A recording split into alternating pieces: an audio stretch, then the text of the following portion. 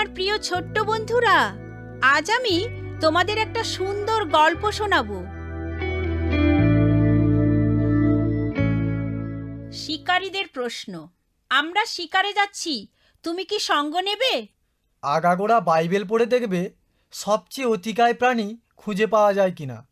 অতিকায় প্রাণীদের কোনোটা নয়নকাড়া হয়ে থাকে। তুমি নিশ্চয়ই তাদের মধ্যে দু চারটেকে চেনো। তুমি অবশ্যই পছন্দ করবে। তুমি তাদের বিষয়ে আমাকে বলতে ও লিখতে পারো। আমাদের যাত্রা প্রথমে মিশরে গিয়ে পৌঁছালো। সূর্যের তাপ উত্তপ্ত করে তুলছে। 400 বছর ধরে ইসরায়েল জাতি এক্ষেত্রে দাস্যকর্ম করতে বাধ্য হলো। ঈশ্বরের কাছে তারা কান্নাকাটি করেছে তাদের মুক্তির জন্য। ঈশ্বর তাদের কান্নায় মনোযোগ দিলেন, কিন্তু ফরৌন তাদের মুক্তি দিতে নারাজ। শাস্তিস্বরূপ ঈশ্বর প্রাণীকুল মিশরে ডেকে আনলেন। এই প্রাণীকুল গোটা দেশ ছেয়ে ফেলল, এমনকি গৃহে ও বিছানার উপরেও জ্বালাতন করত। ওগুলো কোন ধরনের প্রাণী ছিল?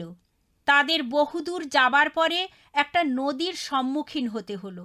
ঈশ্বরের ভাববাদী এলিও এখানে ঘন্টার পর ঘন্টা বসে থাকতেন।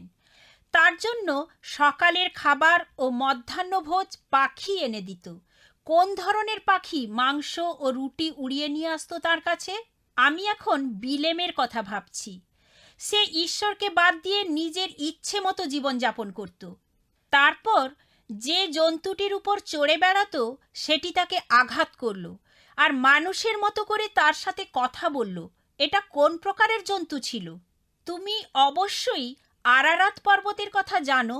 মহাপ্লাবনের পর নোহের জাহাজ এই পর্বতের উপর দাঁড়ালো।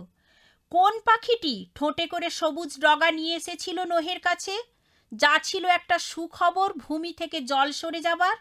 আমাদের যাত্রা ব্যাবিলন পর্যন্ত চলবে। দানিয়েল সেখানে বন্দী হয়েছিলেন। তিনি আমার দৃষ্টান্ত। তিনি দিনে 3 বার প্রার্থনা করেন। আর এই কারণেই তাকে পশুর খাদ্যে পরিণত হতে হয়েছিল। হিংস্র প্রাণীর চোয়াল ঈশ্বর বন্ধ করে দিয়েছিলেন, যার ফলে দানিয়েলকে খেতে পারল না। তুমি কি জানো কোন প্রাণীকে ধূর্ত হিসেবে দেখানো হয়েছে? সর্প।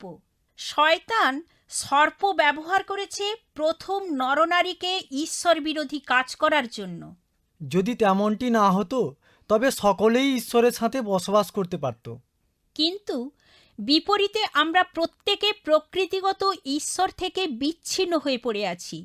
আর এ কারণেই যিশু আমাদের বিষয়ে বলেছেন, আমাদের কোনো ভিত্তি নেই আর সহজেই আমরা পতিত হয়ে পড়ি। কী ধরনের প্রাণী ছিল ওগুলো? যিশু হলেন সুন্দর রাখাল। তিনি লোকদের নাম ধরে ডাকেন, কেননা তিনি তাদের ভালোবাসেন। তুমি কি 4 প্রকার প্রাণীর বিষয় জানতে পেরেছ? তোমাদের উত্তরপত্র আমার কাছে পাঠালে আমি খুশি হব। বাই বাই ছোট্ট বন্ধুরা, আমি অতসী। তোমাদের প্রশ্নের উত্তর পেতে চিঠি লেখো।